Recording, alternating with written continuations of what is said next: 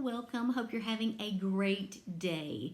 Today we are talking about Leviticus chapter 14. If this is your first day watching, we go through one Bible chapter a day. You can start anytime, or you can go back to the previous videos and start with Genesis chapter 1.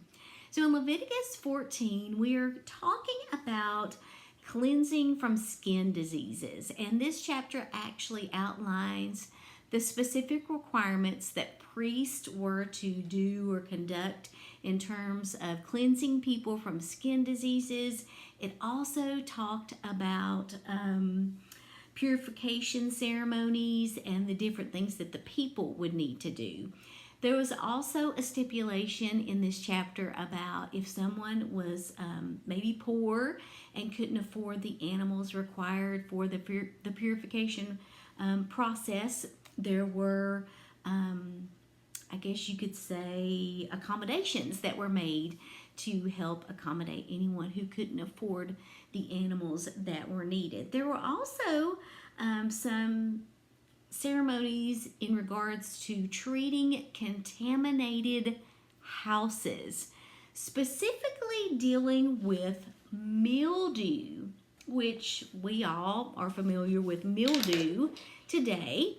And I wanted to share something from one of my footnotes about this. It says, God told the Israelites how to diagnose serious skin diseases and mildew so they could avoid them or treat them.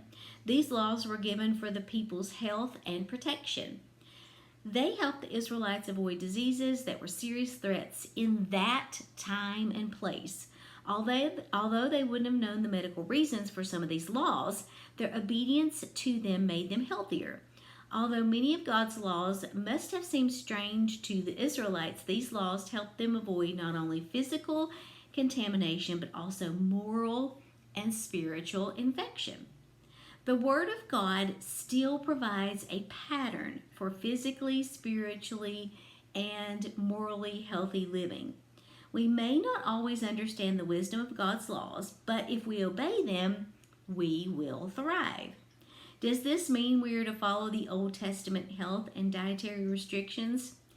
In general, the basic principles of health and cleanliness are still healthful practices, but following them would essentially be legalistic, if not wrong, to adhere to each of these specific restrictions today.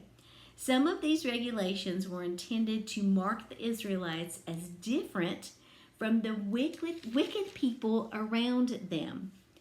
Others were given to prevent God's people from becoming involved in pagan religious practices. And we've already talked some about that, about certain things that the people couldn't eat. For example, pigs. Those were not to be eaten for several reasons, but it also tied back to the fact that some people actually worshipped or idolized pigs.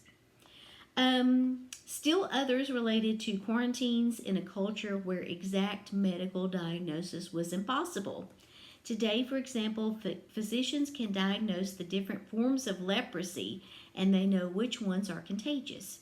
Treatment methods have greatly improved, and quarantine for leprosy is no longer necessary. So even though we don't have a lot of the things applicable to us that were applicable during this time of the Bible, we can still gain more productive and better lives through following the guidelines that God later laid down for us or set for us in the New Testament. So that is a little wrap up of Leviticus chapter 14.